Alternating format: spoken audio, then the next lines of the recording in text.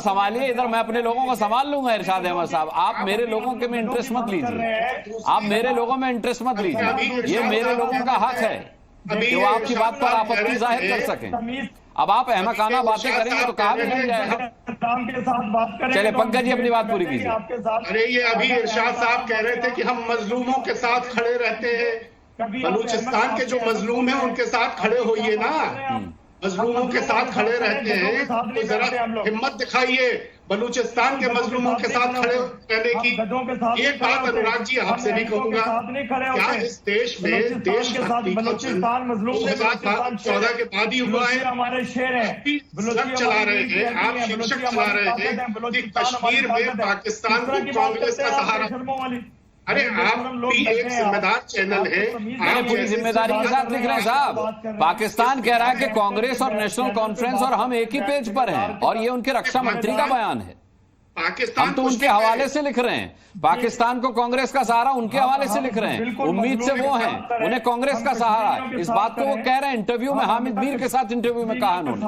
अरे पाकिस्तान कुछ भी कहे, आप जो कह रहे हैं मुझे उसकी ज्यादा चिंता है, पाकिस्तान के कहने की चिंता। मैं वही कह रहा हूं जो वहां रक्षा मंत्री ने कहा है, वही हमारा चैनल कह रहा है। हमने अपनी तरफ से कोई बात नहीं बनाई पंकज जी। आप अपने चैनल की तरफ से कह रहे हैं कि पाकिस्तान को कश्मीर में कांग्रेस का सहारा। ना अपनी, अरे भाई पाकिस्तान के रक्षा मंत्री ने कही है ये बात कि उन्हें उम्मीद है। सुनिए मेरी बात, पूरा बयान सुन लीजिए। केवल उम्मीद ही नहीं है, उन्होंने कहा हमें उम्मीद है कि कश्मीर में कांग्रेस और नेशनल कॉन्फ्रेंस की सरकार आ जाएगी तो 370 और 35 से हट सकेगा, ये वापस हो जाएगा। ऐसी पाकिस्तान ने, उनके रक्षा मंत्री ने उम्मीद जताई है। ये हम उनके हवाले से चला रहे हैं, अपने हवाले से नहीं। ये सहारे की तो बात की जा रही है वहां पर। उनको कुछ भी उम्मीद जताने दीजिए, आप तो अपनी जिम्मेदारी पूरी कीजिए। और मैं और हमारा चैनल अपनी पूरी जिम्मेदारी के साथ कर रहे हैं जो भी कर रहे हैं। और जो हमारे सिन्हा साहब हैं रक्षा विशेषज्ञ, वो अभी पाकिस्तान के लोगों की हाँ में हाँ मिला रहे हैं कि हाँ हमारे यहाँ भी फ्रंट लाइन से, हमारे यहाँ भी कुछ ऐसे लोग हैं। और वो पाकिस्तान, मैं आपके एंडोर्स करता हूं इस बात को। भाई हमारे यहाँ जो लोग कहते हैं पाकिस्तान के प्रति सहानुभूति होनी चाहिए, हमारे यहाँ जो लोग कहते हैं पाकिस्तान ने चूड़ियां नहीं पहनी हैं, उनको आप क्या कहेंगे?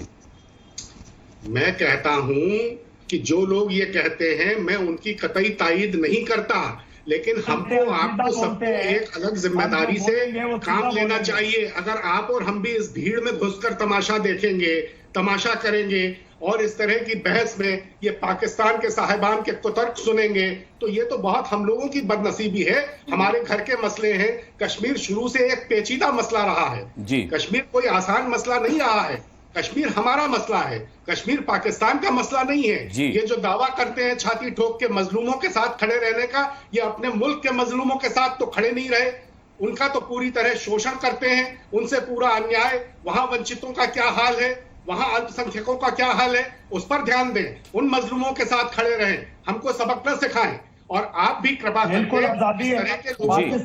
चलिए देखिए, एक पाकिस्तान से गेस्ट बचे हुए हैं मेरे पास, हुमायूं चट्टा बचे हुए हैं। सुनिए हुमायूं चट्टा जी, अभी तक जो दो मेहमान पाकिस्तान से बोले हैं, यहां मेरे गेस्ट कहते हैं कि वो अहमकाना बातें कर रहे हैं। मैं उम्मीद करता हूं कि आपके बारे में वो ये राय कायम न करें। मैं आपसे ये जानना चाहता हूं, क्योंकि आप पाकिस्तान के वरिष्ठ पत्रकार हैं, कि क्या वाकई में पाकिस्तान को उम्मीद से होना चाहिए? कश्मीर हमारा मसला है, कश्मीर में चुनाव हमारा मसला है, कश्मीर में अगर वोटिंग हो रही है तो यहां का आवाम तय कर रहा है अपना भविष्य। इसमें पाकिस्तान कहां से आ गया और पाकिस्तान की उम्मीद कहां से आ गई? कल आपको एक टीवी प्रोग्राम में ये बात कही थी, उनकी अगले कुछ माह में ऑक्सफोर्ड यूनिवर्सिटी में एक डिबेट है जयशंकर साहब जो आपके वजीर खारजा हैं उनके साथ। उन्होंने उस कॉन्टेक्स्ट में ये बात की थी। और अगर आप ये प्रोग्राम कर रहे हैं तो आपको पहले प्रॉपर रिसर्च करनी चाहिए थी कि ख्वाजा आसिफ साहब ने मुकम्मल तौर पे वहां पे क्या कहा है। उसी कॉन्टेक्स्ट रिसर्च करके बैठा हूं सर, आप बता दीजिए क्या कहा है। जो मेरे चैनल पर चल रहा है उससे अलहदा कुछ कहा तो बताइए। हामिद मीर साहब ने कुछ मजीद सवालात किए जिसमें 370 का जिक्र हुआ, तो उन्होंने कहा कि जी पाकिस्तान जो है उसका स्टांस अभी तक यही है, क्योंकि कश्मीर जो है वो एक मुतनाज़ा इलाका है पाकिस्तान और इंडिया के दरमियान, और इंडिया खुद पाकिस्तान का कश्मीर से कोई लेना देना नहीं है, लिहाजा आपके रक्षा मंत्री का बयान ही खारिज हो जाता है। पाकिस्तान आपका मसला नहीं है, आप शुरू ही गलत हो रहे हैं। देखिए बात सुने, कश्मीर आपका मसला नहीं है, आप शुरू गलत हो रहे हैं। में था क्यों? आप पॉइंट को समझने की कोशिश करिए। मैं कानून समझाइए डिस्प्यूट है और वो हमको वापस चाहिए, उसमें यही एक डिस्प्यूट है। वो जो मसला है उसको रिजॉल्व करेंगे वापस लेकर। आपकी बात से सहमत हूं मैं। अब तो पीओके वाले भी चाहते हैं, वो भी पाकिस्तान के आतंक से त्रस्त हैं। और ये जो हुमायूं साहब, हुमायूं चट्टा साहब, ये तो आप भी जानते होंगे ना पीओके में कितने त्रस्त हैं लोग, कितने जुल्मों का शिकार हैं। मेरा पॉइंट सुने। अगर आपका ये मौकफ है तो आप अक़वाम मुत्तहिदा में ले जाएं और वहां पे प्लेबिसाइड करवाएं कश्मीर के अंदर, ताकि ये मसला जो है पीओके में कराइए। अपनी फोर्सेस विड्रॉ कीजिए।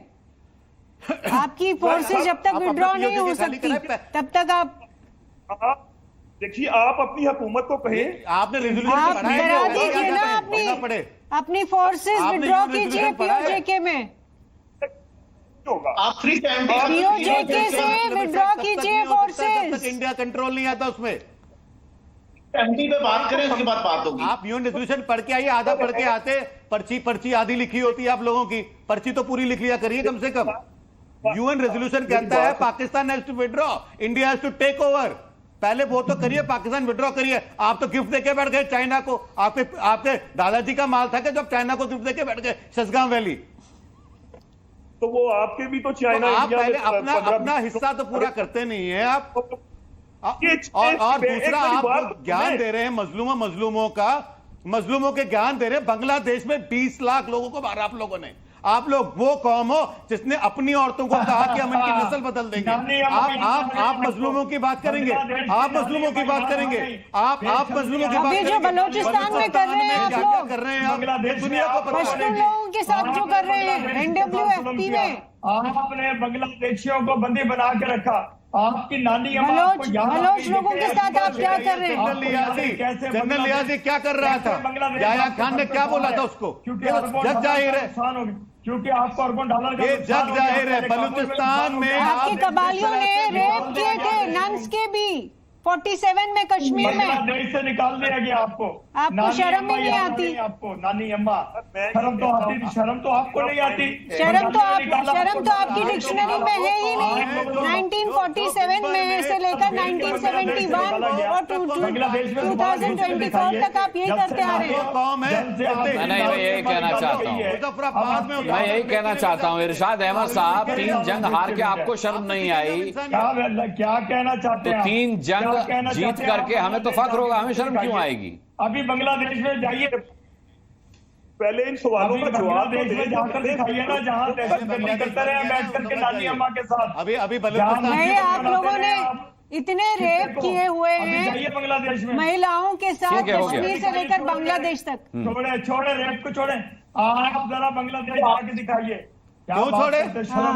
आप लोगों के लिए औरत की इज्जत नहीं होगी, हमारे लिए है, क्यों छोड़े? आपको नहीं आएगी। और बलूचिस्तान भी अलग हो जाएगा जल्दी, ये लिख के ले लीजिए आप। आपका पाकिस्तान से ठीक है, मुझे लगता है कि हमारे पाकिस्तान के मेहमान जैसा कि अमित रैना साहब ने कहा, या तो आधी पर्ची लिए बैठे या गलत स्क्रिप्ट लिए बैठे। मुझे लगता था कि वो मौजू पर बात करते और कोई एक कंक्लूसिव अपना स्टेटमेंट देते, लेकिन पाकिस्तान से जो उम्मीद थी हमेशा की तरह वो उस पर खरा नहीं उतरा। उम्मीद तोड़ी है आपने, लेकिन फिर भी मैं कहूंगा कि अगली बार हम डिबेट में बैठेंगे तब भी आपसे कहूंगा वेलकम टू इंडिया। बहरहाल बहुत बहुत धन्यवाद करना चाहूंगा आज ताल ठोके में सभी मेहमानों का जुड़ने के लिए, इस नोट के साथ कि भारत कश्मीर ये एक है, अलग अलग नहीं है। कश्मीर भारत का अपना मसला है, पाकिस्तान कश्मीर को लेकर कितनी भी उम्मीद से रहे उसकी ये उम्मीद हमेशा टूटे।